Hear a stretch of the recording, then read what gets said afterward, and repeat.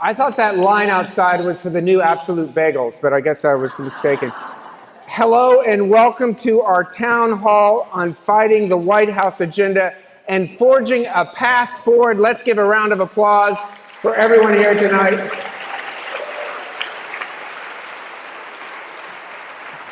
I'm State Senator Brad Hoylman-Sigal. I'm so proud to represent many of you in the 47th Senate District, which runs, let's hear it for the West Side. You know, our district runs from Christopher Street, literally at the base of the Stonewall Inn, home of the historic birthplace of the contemporary LGBTQ human rights movement, all the way up to West 103rd, or as my team likes to tell me over and over again, from the gay bars to Zaybars. And we've all been looking forward to this event, and I'm so grateful that many, many of you are here this evening. We have over 1,000 RSVPs, and your presence alone sends out a strong and compelling message to the rest of the city, the state, and the whole nation. It's evidence that New Yorkers are ready. New Yorkers are watching. New Yorkers are organizing. New Yorkers are going to be at the forefront of pushing back and protecting our communities, including our fellow New Yorkers, our immigrant population.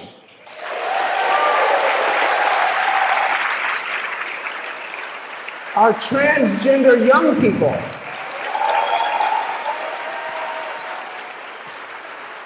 Our older New Yorkers.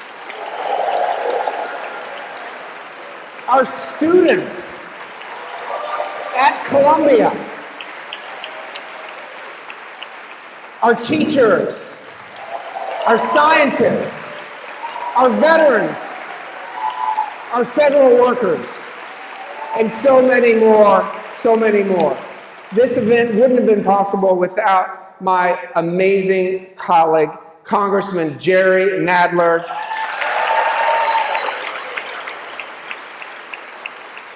I like to think of him as the general counsel for the resistance. And so many of our colleagues are co-sponsoring this event tonight, including Assembly members Linda Rosenthal, Micah Lasher, Tony Simone, and City Council members Gail Brewer, Eric Botcher, Sean, and I'd really like to thank this Society for Ethical Culture for hosting this important discussion today. I mean, look at this space, including the indomitable, irrepressible, inimitable Marlene Williamson. Where is Marlene? Thank you, Marlene, wherever you are. She offered a space to us a few months ago when we had an event across the street at the Y, and I hope she doesn't regret her decision. In just the first 3 months of the Trump administration, the federal administration has followed through on their campaign promises to attack the civil rights of those who don't agree with them. We've seen executive orders attempting to end birthright citizenship, erase trans people from their existence, stop gender-affirming care, and completely ignore the rule of law. It seems every day that this administration will find a new way to violate federal laws, run over due process, and abrogate the United States Constitution. They lie to the public, they ignore court orders, they threaten to revoke federal funding to force compliance, and when they have no legal authority to do so, they just pile on.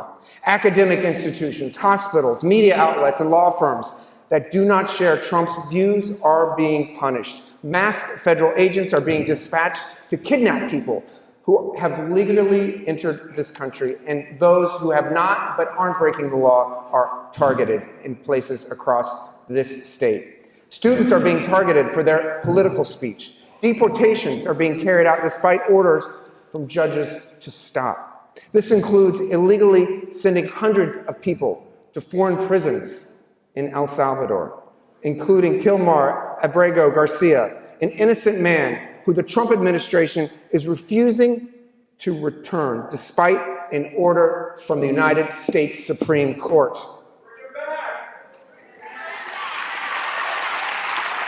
Let me tell you about Andrew Hernandez Romero, a makeup artist who fled his home country to seek asylum here after being targeted for being gay. And a new instance just reported this weekend in Syracuse, New York. Delmi Rendon, a Guatemalan immigrant whose car collided with a deer on a rural highway in upstate New York. Rendon was on a path to U.S. legal residency, but instead, U.S. Immigration and Customs Enforcement detained her in Louisiana. And New York Border Patrol agents tracked her husband down at work and arrested him too. When he refused to go without his daughters, officers went to their elementary school and detained the children. These attacks and abuses to our nation are an absolute outrage, and they're happening in our own state.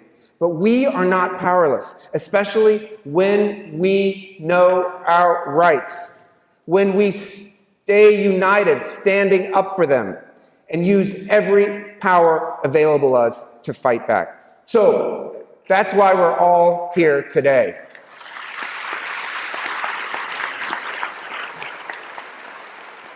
Congressman Nadler is going to tell you about what is being done in Washington. And a little later on, we're going to be joined by Neera, the CEO of the Center for American Progress Action Fund and head of President Biden's Domestic Policy Council. We'll also be taking some questions. We collected questions through the RSVP form. We had such an amazing response that, of course, we're not going to be able to get through all of them, but we're going to do our best to answer as many as possible. But first, I want to tell you a little bit about what we're doing in the New York State Senate, in the New York State Legislature, in Albany, to Trump-proof our state. So first, we're spearheading new efforts to ensure that Elon Musk can no longer use his money and influence to take advantage of New Yorkers. How many people here have heard about the Buffalo boondoggle? For those who don't know, about a decade ago, New York State gave Elon Musk and Tesla access to $1 billion factory in Buffalo for the rent of $1 a year. Talk about waste, fraud, and abuse. In exchange for such a favorable deal, Tesla agreed to create thousands of jobs and invest millions of dollars in upstate New York. We don't know to what extent Tesla followed through on their side of the deal, but we do know that last year they laid off hundreds of New York State employees. That's why Assemblymember Micah Lasher and I introduced the Determining Obligations and Guaranteeing Enforcement in Government Contracting Act. That acronym is DOGE.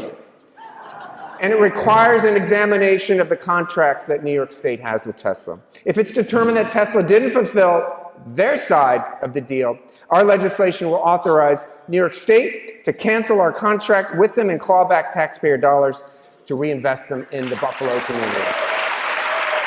Second, we're concerned that Elon Musk is going to try to handle New York's money in a way that he mishandles the federal government. He's developing, you may not know about this, a digital wallet platform called X Money, and he's obtained the required licenses to operate in different states, but thankfully not New York State.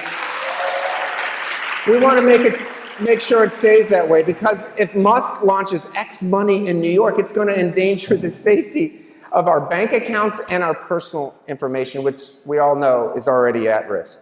Third, science is under attack, and we have to protect generations of scientific research, including the fact that vaccines are safe and effective, something each and every one of us knows.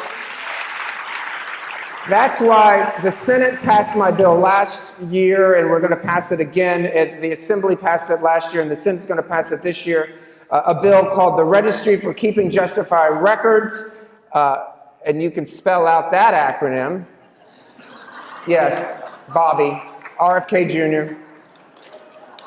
This bill would create a vaccine registry for New York State's adults, something that we already have in place for kids, something that 23 states already have as well, to allow our state and local health departments to be informed and make informed decisions about our public health. Fourth, who here listens to WNYC radio? Well, we know Donald Trump wants to completely defund our public media. PBS and NPR are vital outlets for news, information, and education. Sometimes I think they're the only people who are reporting on New York City, and they're cherished by Americans across the ideological spectrum, but the Trump administration wants to cut off their funding. That's why my colleagues and I in Albany are pushing for $8 million of additional funding to bridge federal cuts and keep New York's public media operational. Now that's in addition to what we did last year when we passed our local journalism tax credit, which is $90 million for local media outlets to hire and retain journalists.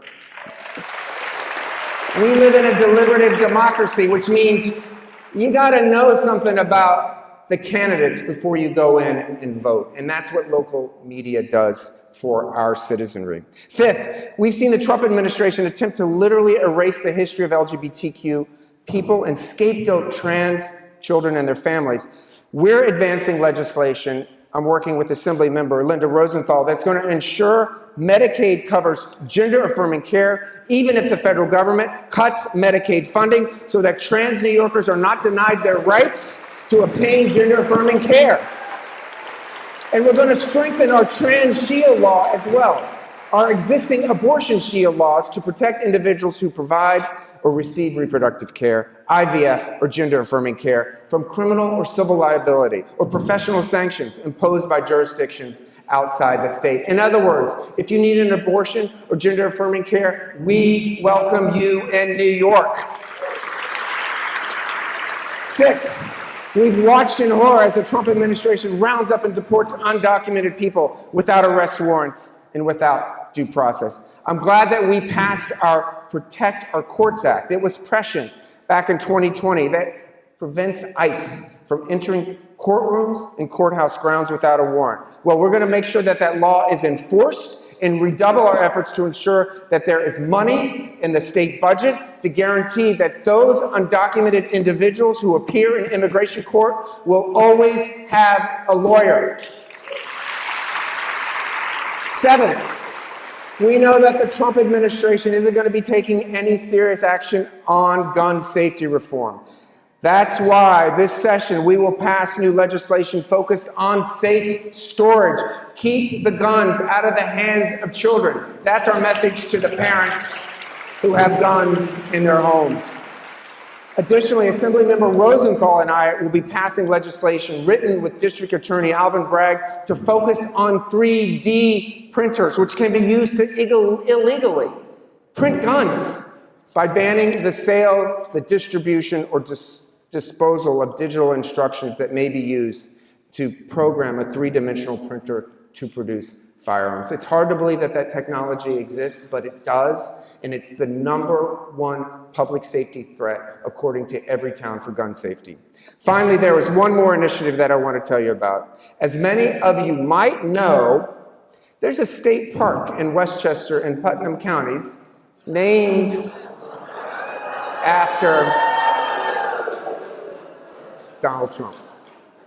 According to the Office of Parks and Recreation and Historic Preservation, our parks are supposed to foster and strengthen the sense of purpose, well-being, and identity of the citizens of the state. And the names of our state parks are meant to embody the goals of uplifting and unifying New Yorkers. For this reason, I hope that this year we will pass my legislation to change the name of Donald J. State Park, Donald J. Trump State Park in upstate New York, and take his name off of that sign. So, let me close with this.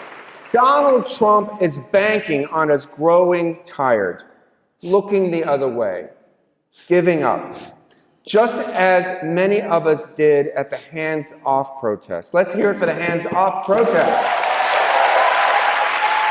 We have to keep marching, speaking out, causing good trouble in the streets. We also have to support the legal efforts thus far that have blocked 90 executive orders. 90 executive orders have been blocked by legal service organizations and advocates. We should all consider supporting the lawyers who have helped lead the fight, including our New York State Attorney General, Tish James.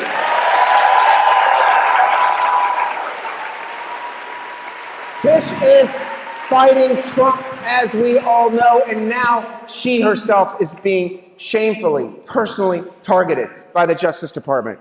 Let's give her another round of applause so she hears it. It may not feel like it, but we've been winning in court, including on Friday when the Supreme Court ruled that the Trump administration could not deport people under the Alien Enemies Act of 1798. So, get out your phones. If you're interested in supporting any of the nonprofit legal advocacy organizations, the ACLU, the NAACP Legal Defense Fund, Planned Parenthood, Legal Defense, and so many. We will have more QR codes on our websites so you can, at your convenience, support those on the front lines, the attorneys who are winning this war against fascism, against MAGA, against Donald Trump. So let's unite together as a community, and I am very proud now to introduce our member of Congress who's been fighting the good fight in the previous Trump administration and in the current administration, Congressman Jerry Nadler.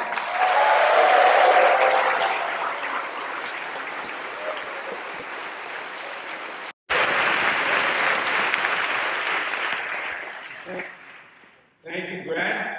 I'm grateful to all of you for being here tonight with Brad, with soon to be with Neera, and with me, to talk about the extraordinary and dangerous moment our country is facing. Our nation is in the middle of what I believe is its greatest crisis since the Civil War. Donald Trump is not trying to govern. He is trying to consolidate power, crush. It's not just Democrats who are sounding the alarm.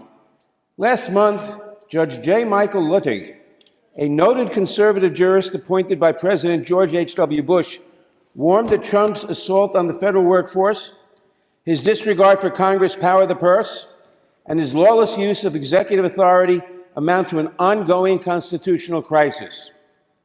That crisis is deepening with every passing day. Last week, I once again condemned the Trump administration's unlawful deportations of individuals living in the United States who are entitled to due process under the Constitution.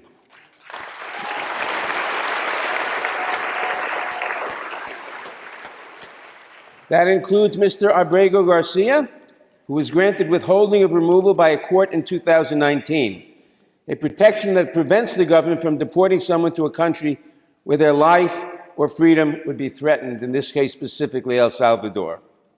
Yet this morally bankrupt administration still deported him to El Salvador without presenting a shred of evidence in court to justify it. As a member of the Judiciary Committee's Immigration Subcommittee, I have blasted Republicans in hearings and on the House floor for their cruel and inhumane policies and called on them to denounce this lawless administration, as I have. And I voted against their legislation that tramples on civil rights and denies due process. I am doing everything in my power to stop these unlawful deportations in blatant violation of Americans' legal obligations under the Refugee Convention, because this is far bigger than immigration policy. It's about whether the United States still upholds the rule of law.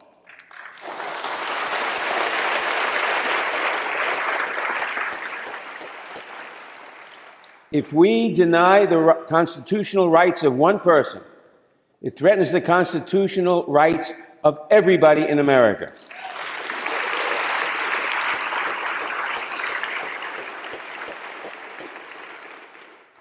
Disappearing people into foreign prisons without trial, without notice, and without recourse is not the behavior of a lawful government. It is the behavior of a fascist regime.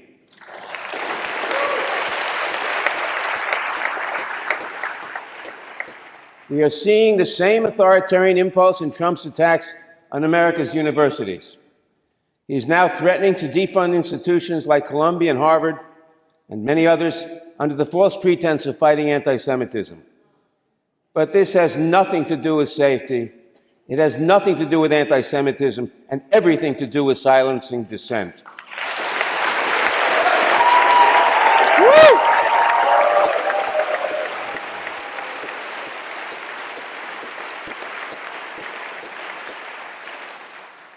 If Trump truly cared about combating hate, if he truly cared about combating anti-Semitism, he would not have gutted the Department of Education's Office of Civil Rights in charge of enforcing Title VI of the Civil Rights Act.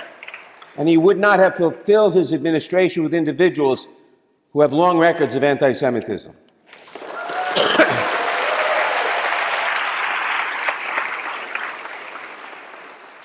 And just as Trump is eroding legal protections for individuals, he's also dismantling the institutions meant to serve and protect the public.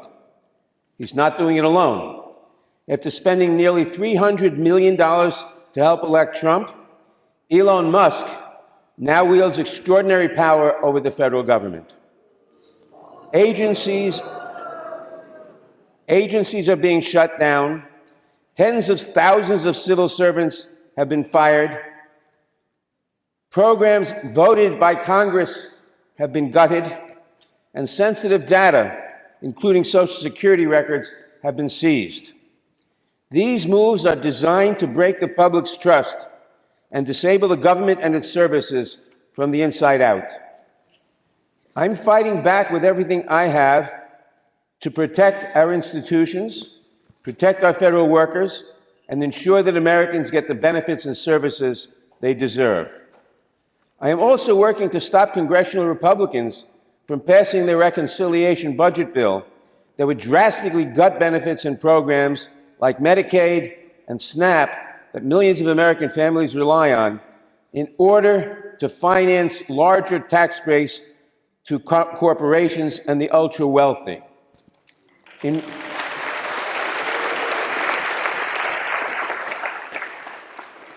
New York, Medicaid covers nearly half of all children, 72% of nursing home residents, and over half of all births. And yet, nearly every House Republican, including Nicole Maliotakis, Andrew Garbarino, Mike Lawler, and every other New York House Republican, voted not once, but twice for a budget resolution that paves the way for these cuts. House Republicans are going to try to move the bill through committee next week, and I promise you that I will do everything in my power to make the process miserable for them.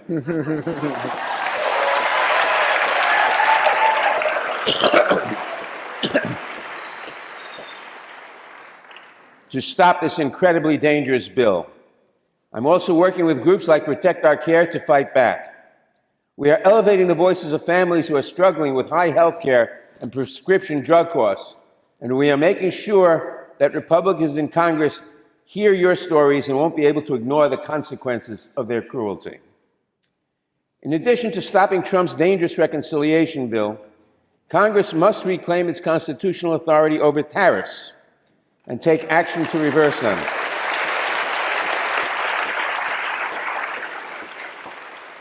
The economic fallout from this administration's actions is hitting communities across the country. Trump's reckless trade war is driving up consumer prices, rattling financial markets, and increasing the risks of a recession. Goldman Sachs recently raised the odds of a recession to 45%. And Federal Reserve Chair Jerome Powell has issued his starkest warning yet, making clear that Trump's sweeping tariffs are fueling inflation, threatening job losses, and slowing economic growth. This is a five-alarm fire, and I am doing everything in my power to put it out. In addition to fighting back in Congress, I'm working closely with legal advocates, civil rights organizations, public interest groups, and our own incredible Attorney General Tish James to fight to fight Trump in court. As of last week, over 130 lawsuits have already been filed, and more than 40 court rulings have blocked this administration's illegal actions. In many of these cases, I have filed amicus briefs in support. I'm also fighting back against Trump in the streets. I have proudly rallied at Stonewall, in front of government agencies and beyond, to send a clear message to Trump and Musk. Their agenda of hate, division, and corporate greed will not go unchallenged.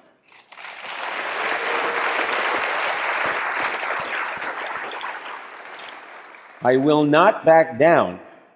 I will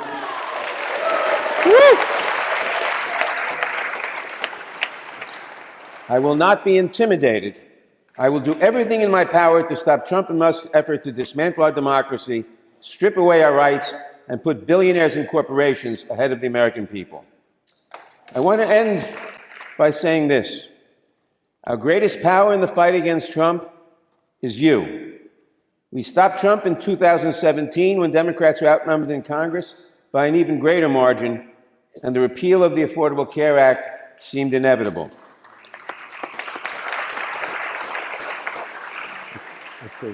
But the American people mobilized. They flooded town halls, overwhelmed the switchboards, and filled the halls of Congress. Some of the most powerful moments came when disabled Americans in wheelchairs staged a sit-in that brought Congress to a standstill. That's how the ACA was saved. We win when the American people refuse to be silenced.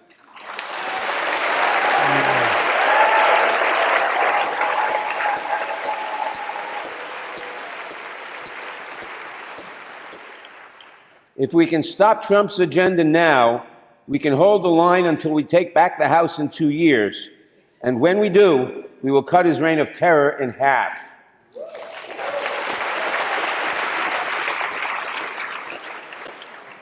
We stood up to Trump before, we beat him before, and with your help, we'll do it again. So please keep speaking out, keep organizing, and keep showing up. And if you have a story about how federal programs like Medicare, Medicaid, and Social Security help support you, please contact my office. This fight is far from over, but together we will resist and we will prevail. So thank you to each of you for showing up and staying engaged. And I look forward to answering your questions. President and CEO of the Center for American Progress and CEO of the Center for American Progress Action Fund.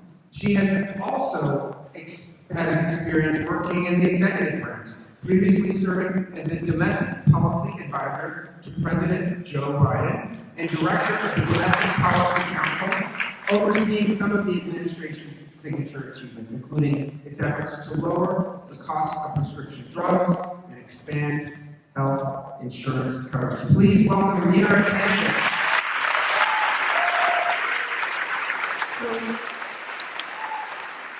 Neera is going to help the Congressman and I answer some of the questions that you have all submitted, because we got hundreds, maybe thousands of questions. We grouped some of them into the topics that came up the most. So let's get started with the first set of questions. And it's about something the Congressman was just discussing, fighting back. Some of the questions we received ask how we can hold Trump accountable for his overreaching. Specifically, Laura from the Upper West Side asks, how do we stop or reverse the actions of the White House? Daiva from the Upper East Side asks, how do we best fight against Trump's destructive agenda? And Linda from Chelsea asks, how do we fight back on a daily basis? Do you want me to start? Thanks, everyone. Thanks to Brad and to Congressman Nadler. I'm honored to be here, and honestly, being with so many people like this gives me so much hope. I'm in the fight every day in Washington, seeing great leaders like Congressman Nadler fight back. I think, honestly, this administration wants people to feel alone and scared, and so it's great to see basically large numbers of people come together on a Monday night to really operate to save the country. So I want to say thank you to everyone in this room for being here tonight.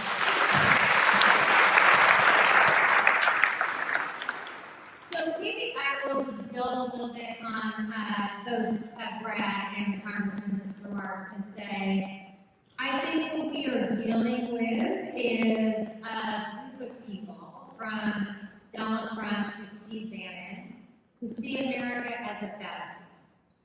And they are not just thinking about how to win the battle, but they are thinking about and operationalizing a strategy to attack, weaken, undermine institutions that they see as oppositional forces. So that is the media, that is law firms, that is universities. There's a lot of rumors about EOs coming out this week to target not-for-profit organizations like mine and others to stop us. They're going after climate groups. These are lawless acts meant to intimidate. And I think of things in a kind of 30, 60, 90-day and electoral consequence, but I think it is really crucial that we interrupt the pre-obedience by institutions.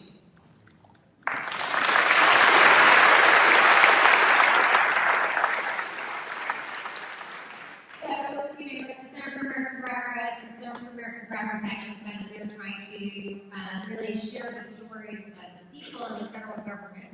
The Congressman talked about this, people in the federal government, people who worked in the federal government, and who they were protecting, the health and welfare of people, and share those stories via digital advocacy and other means. And we go to veterans and ask them to step forward and tell their story. But how is a veteran going to tell their story and feel like they can speak up if the wealthiest law firms in America are kowtowing to Donald Trump?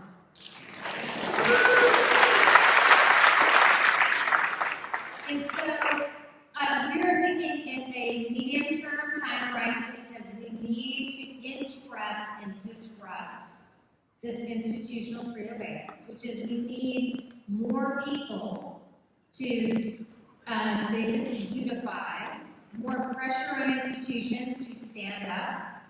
I'm glad that Harvard stood up.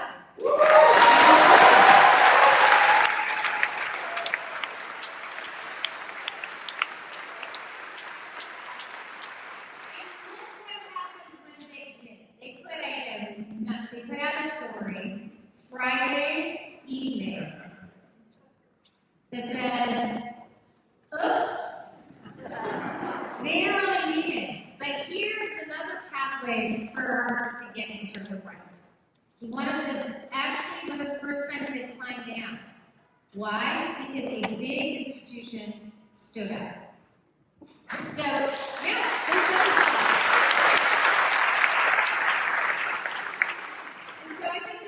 is how we shore up institutions. There's a not-for-profit Leo. I think all of us in the not-for-profit sector are going to stand up for each other. Universities should be standing with Harvard. You're an alumni of the university. Ask them why they don't stand up with Harvard.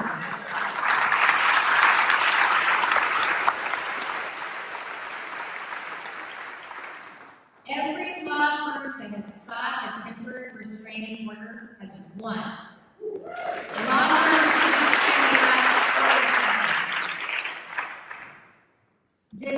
I hate to use this term, but it's true. The dictator's playbook is to go after institutions individually and weaken them. The opposition, when you study what has happened in history, the way that democracies seek root and get stronger is when you create a united popular front. When people stand in solidarity with each other. Organizations, institutions stand in solidarity with each other.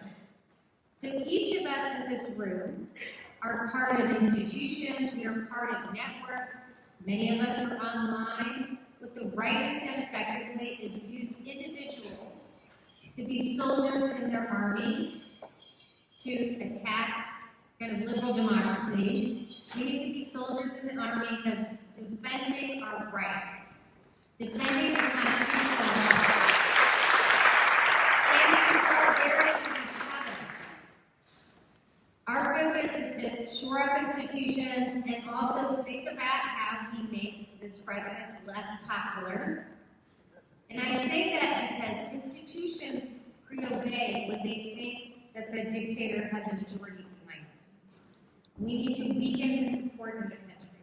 So at CAP Action, we think every day about how we share stories about what the Trump administration is doing and in how it harms individuals. Whether it's DOGE or Medicaid or the tariffs, people are being harmed by these policies. And he has a giant disinformation effort to tell you to think about Greenland or Canada. And I don't want him to invade Greenland or Canada either, but I want Americans to recognize the harm they are seeing in their pocketbooks are because of what this man is doing. So that he becomes less popular and other institutions do not cave to him. So that we can actually have accountable elections in the near future, because we have not seen so many institutions already. And the one thing I'd say to everyone in this room is, I know it feels like these Republicans are impervious because crazy, can I say this? Shit happens every day. And they're just like, look the other way. But they are feeling the heat. They are. And you have to make the Mike Lawlers, the other members of Congress in New York say, if I want to stay a politician, I have to stand up. Because that is the calculus they need to have in their minds. They're just thinking about the primary. They're not thinking about the general. And they need to think about both of these things. So maybe I can say that and the congressman can't, but there's a lot of power in the state of New York. The majority for the House is in the state of New York. You know people in these districts, you have friends and family, you can talk to people, you can engage, you can remind them that when they slash Medicaid, when they slash healthcare for millions of people, that will hurt New Yorkers.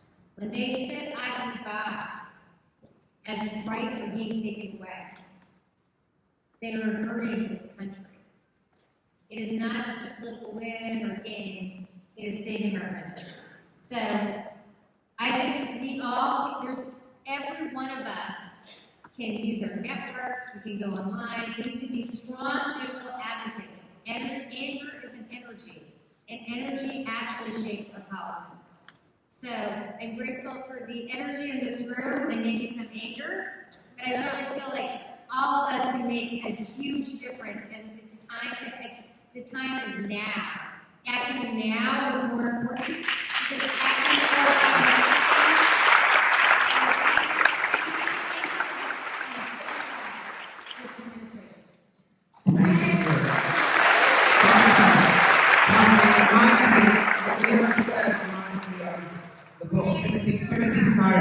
Timothy Snyder's book on tyranny. I hope everyone gets a copy of that and reads it. Do not obey in advance, which I think is a message. Timothy Snyder just moved to Toronto. Let me say that in addition to everything that Neera said, which I agree with, it is important, in addition to everything that Neera said, which I agree with, I want to make several observations, not to repeat it all, but I want to make several observations. One, with the single and honorable exception of Lisa Murkowski, not one Republican in the House or Senate has been willing to deviate from Donald Trump by one iota. They are all either agreeing with him or terrified of primaries and knowing or thinking, I should say, that their political survival is more important than the survival of liberty in the United States.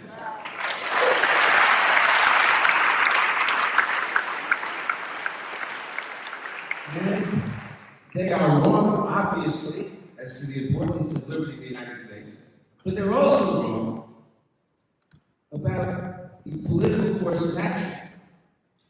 We've already seen that as a result of the actions that have been taken, the 1,500 different protests on April 5th that had over 500,000 protesters, the other protests that have been had, the political wind's already shifting.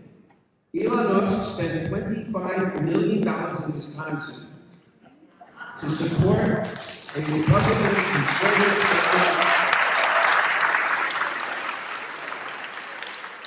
for the state Supreme Court, who lost, I should say, by 10 points.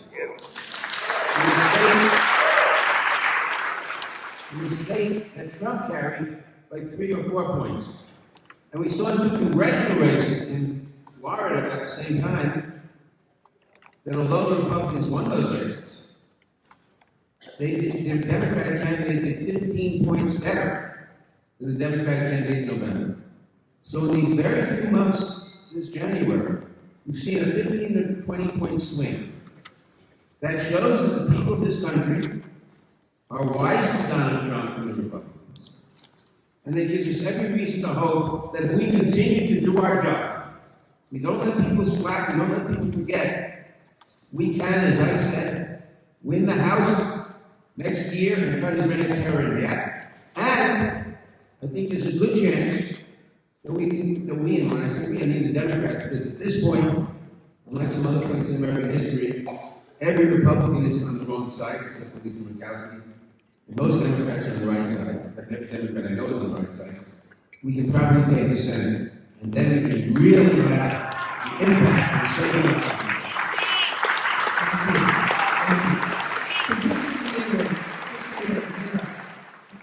What can folks do, practically speaking, tonight?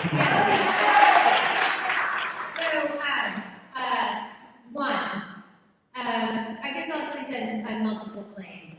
I think it is really important that people are out protesting. It is actually a good demonstration. It's a visual demonstration. It also builds courage in other people, right? So seeing an opposition is vital to growing the opposition. So I know there's a May Day protest, there might be other protests. It's really important for the visual demonstration to get through. Number 2, I think it is really important to be advocates wherever you are for democracy. A lot of people are online. It is important to do that. It's important to fight back. I think most people know this, but let me just say, the vast majority of people who are reading newspapers for their news, for who are reading, listening to cable, those people are kind of voting Democratic. 79% voted for Kamala Harris. The online world is where people are getting most of their information from online, from social media.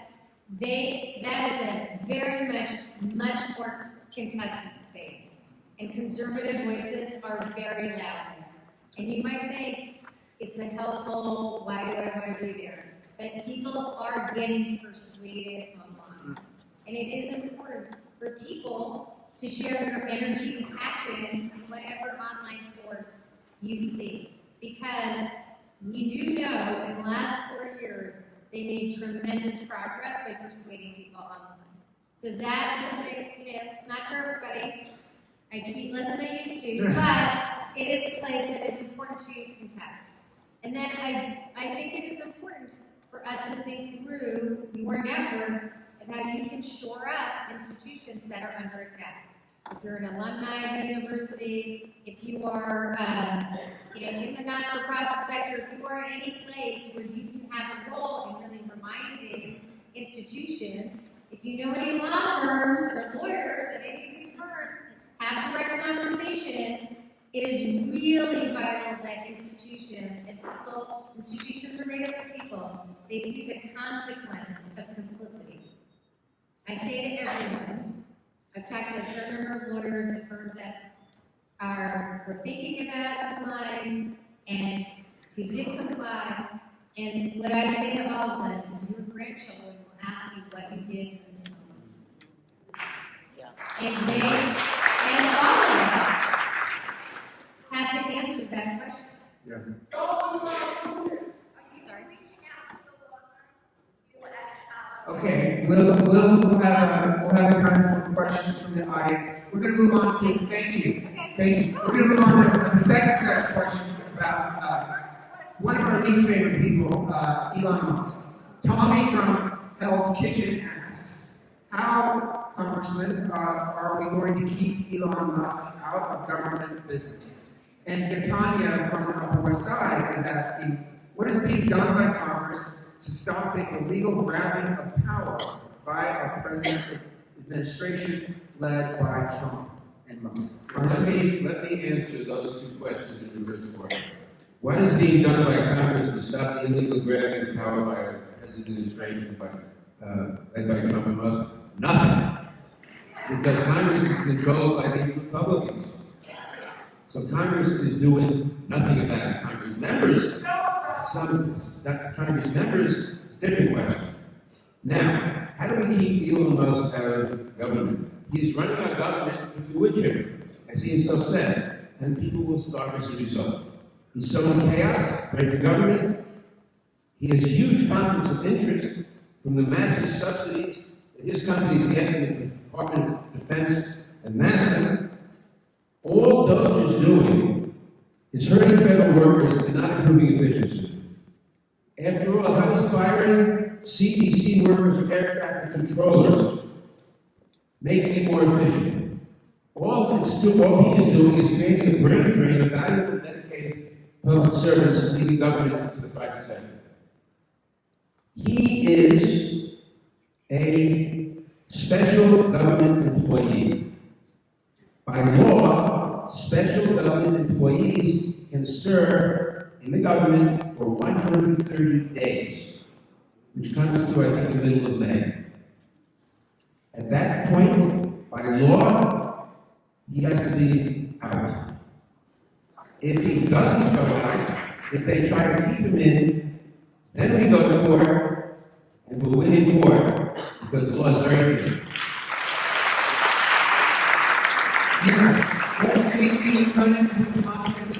By the way, just to follow up on your earlier point, is CAP working with other nonprofit organizations to?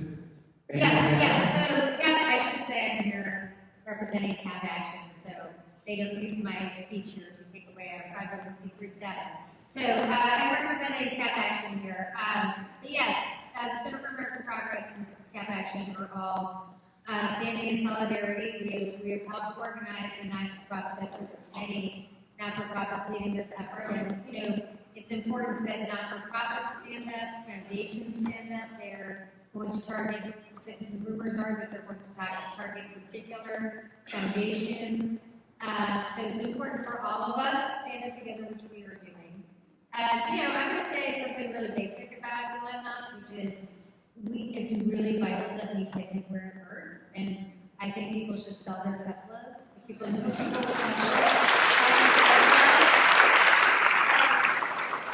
He has, the car company is a big part of how he makes all his money. It is how he funds his actions in Wisconsin and elsewhere, and how he tries to buy our democracy. So I do think that is the kind of thing for people to consider of how they deal with these things. And I know a lot of people have yelled out a few things, and so I think I would respond, and maybe it's easier for me to respond.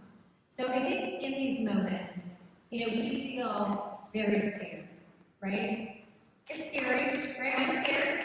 There are times I get scared. I don't sleep that perfectly at night. And we do expect, we are looking for leaders right now. And I understand that. I do. Okay? And I understand how it can be sort of, we get to disappointing, sometimes angry, when we feel like, why can't our leaders stop these things? Okay? But I just want to say What they really want is a divided opposition. Recognize that there is limited power in Congress, and it just means all of us have to stand up a lot stronger. So I hear people shouting out particular names, etc., and I just want to respond to you to say, I understand how people are frustrated. I get frustrated too. But we are playing a day-by-day game here, okay? We need an as united a front as possible.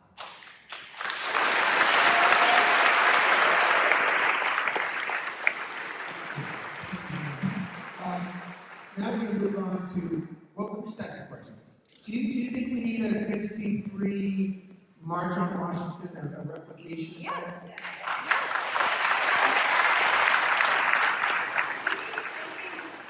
The most important thing to a show of force is to show people in the middle, people who think that this guy's all powerful, that there is a strong opposition to him. And, just to say, the demonstrations we've had today are, up till now, are like multitudes larger than the Tea Party in 2010. Right? It's important to remember how much ink was spilled on the Tea Party in 2010. But we can do these things in much larger numbers today, and it's vital that we demonstrate to all institutions that if you are complicit, people will remember, and that we are more than that. We showed, this country showed, not just the 63 March on Washington for civil rights, but the marches on Washington that some of us are old enough to have participated in against the Vietnam War. And they showed the massive unpopularity of that war, and they drove the president out of office and shortened the war. Very good point. Now we're going to move on to a question about tariffs. And Congressman Chris from the Upper West Side is asking, do you support legislation that would revoke or curtail the president's tariff authority? I certainly do. The president has abused his tariff authority that was given to the president by Congress. Congress authorized the president to implement tariffs in the event of a national emergency. Only Congress has the power to purse. A tariff is a tax, which under Article 1 of the Constitution is granted to Congress. Congress passed a law giving the president, I should say, it's passed out of 25 years, 1970s something, authority to impose tariffs in emergency. That power is being abused. I believe that if challenged in court, the president's power to levy tariffs would be eliminated. I also, because he has no such power except under the emergency, which doesn't really exist. Also, his tariffs appear to amount to possible market manipulation. And Congress should make sure that no president uses authority to shift markets and benefit the business.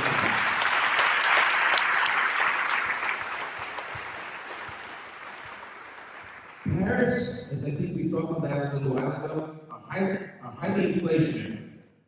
They will raise costs. The president ran against inflation. So what's he doing? Generating higher inflation. And they lead and probably lead to a recession. So it's bad for the country. It may be good for helping Democrats take back the House and Senate next year. But it's no excuse for them. So I will simply do everything I can to get rid of the president's tariff authority. Are you seeing like the caps action funds work across the country? Are you seeing tariffs as a flashpoint that can result in organizing against the Trump agenda? Yeah, I think we are seeing, so, let's just, I know it can feel really grim out there, so let me try to give 7 data points here, which is, Trump is the most unpopular president we've ever had at this point in his administration, except for his first term. So, 90 days in, like he is deeply unpopular. Now I worry, just like a lot of people, that he doesn't care about his goals because he's an autocrat. But again, other people care about his goals. Governors, senators, other people who could actually provide some bulwark against him do actually care about his goals. And so they might be scared, but they are, like, you can see the cracks of people kind of starting to oppose. The Senate is really in a different place than Medicaid cuts. This is highly contested, whether we will get Medicaid cuts. That's why I will just say on Medicaid, it is really important in the next 2 weeks to directly engage members of Congress, members of the House. This debate is very live over the next 2 weeks. So really crucial. Everyone here can make calls to members. Everyone here can visit members. There's things we can do right now to demonstrate opposition to slashing health care for millions of Americans in order to pay for a tax cut for the rich. But we started on tariffs, and I will say, tariffs as an issue have led to the largest move away from Trump. Voters that he got in the last election, particularly young voters, working class voters of color, who moved to him in the last election versus 2020, sad as that is to say, they are the most concerned and oppositional to the tariffs. And so it is really crucial that we all remind people these are Trump's tariffs, and prices are going up for things like toys, basketballs, all these prices are going up because of the actions of literally one man. And people are also deeply concerned about the economic uncertainty created by the tariffs.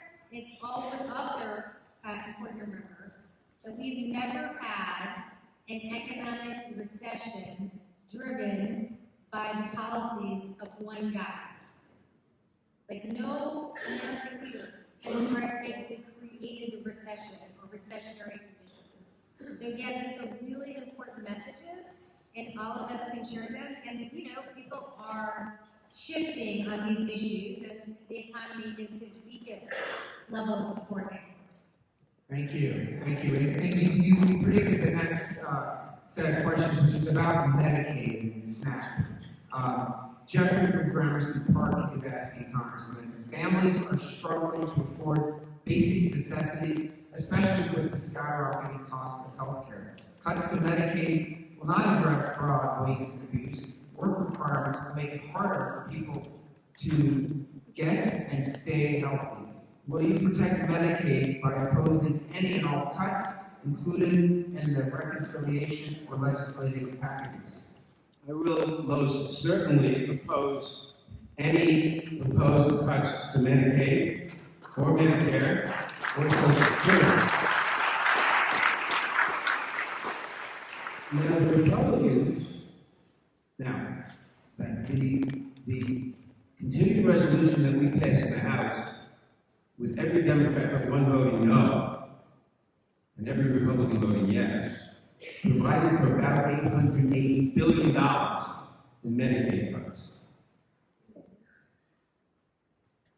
In Social Security, we have to protect.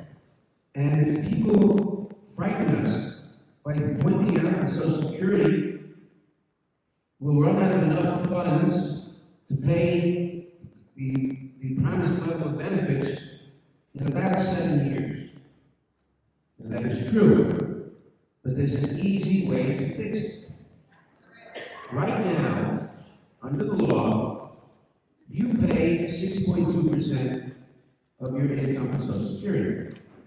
Your boss pays 6.2%, you're self-employed, you pay 12.4%, up to the wage base, which is currently about $176,000.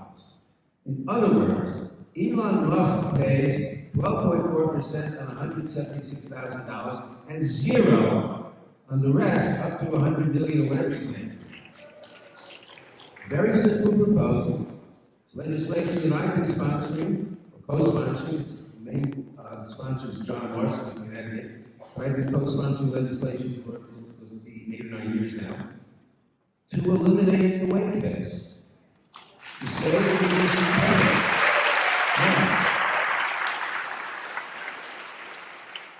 Because we want to give some help to the middle class, we say, okay, what the bill that we introduced does, we say, okay, you pay up to $250,000.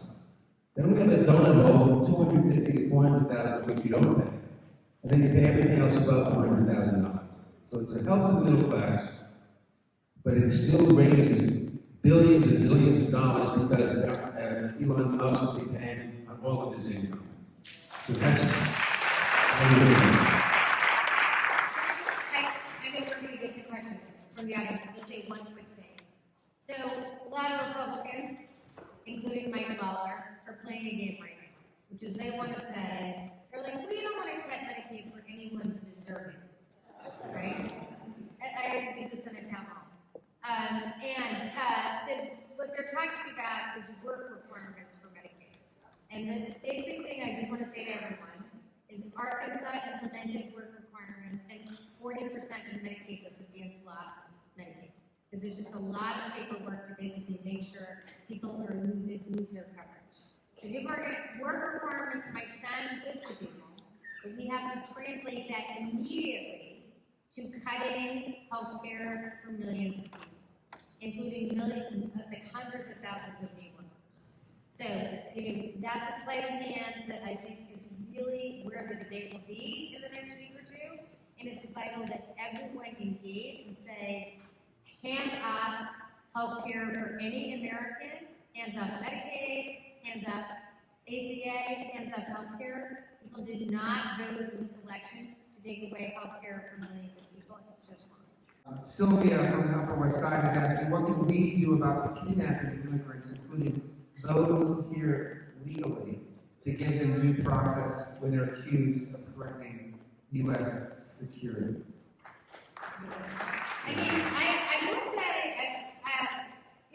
I am proud that you're engaged with all these law firms and organizations that are actually winning cases in the courts. And just to say, there have been at least 47 temporary restraining orders issued. And there's a lot of, miasma of information. The administration is following a lot of these temporary restraining orders. The law firms that have received them are operational. The administration is not just ignoring them completely. So the fact that the ACLU and others have been really fighting for these rights is important. They're important organizations. I do think part of this is, again, trying to win hearts and minds and reminding people that, I feel odd saying this, but even Joe Rogan understood that if you take away the rights of this person and say, the government can basically say this person's a gang member without really any due process rights, there's nothing to stop worse actions to eventually happen to citizens of this country. And so that is why it's vital to hold the line here and protect the citizens. And I was very proud of Congressman Senator Ray Mullins going to, putting his body in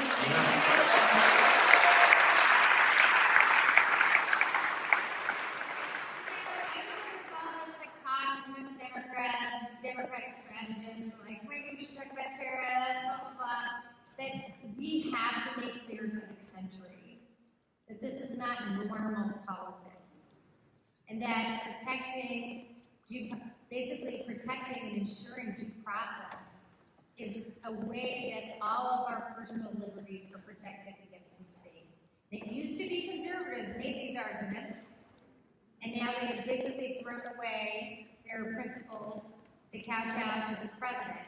That it is vital that we reach to the whole country to make those arguments because they are persuasive. Let me say that I obviously agree with everything that Neera just said. I don't know that conservatives used to make these arguments, though. We've always, due process is what makes this country.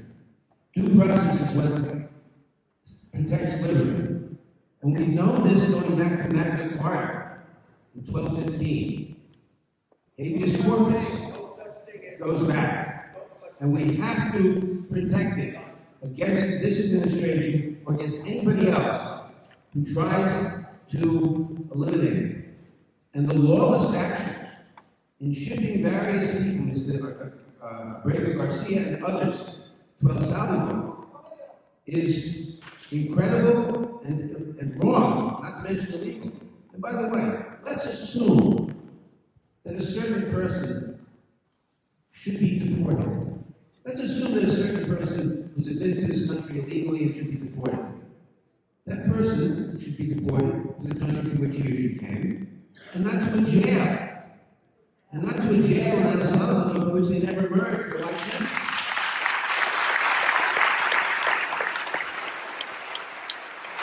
And the people who are doing this, like Christy Nolan and Marco Rubio, are committing crimes, like you mentioned the president. Let me also put immigration into a different context. Because the Trump administration and Trump has tried to make immigration, a terrible thing. Besides the obvious fact that unless we're descendants of Native Americans, we're all descendants of immigrants. This country needs immigrants.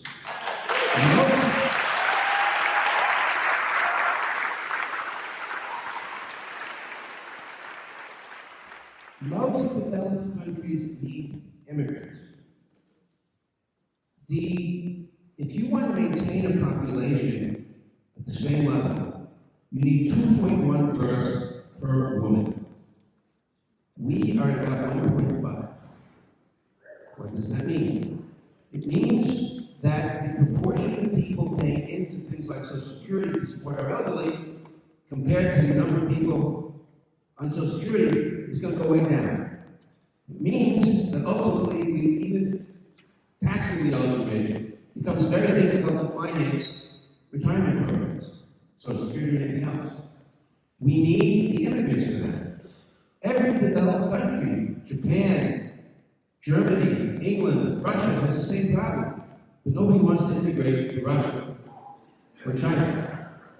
Their problem is probably insoluble. Ours is not, as long as we support immigration, which is going to be facilitated.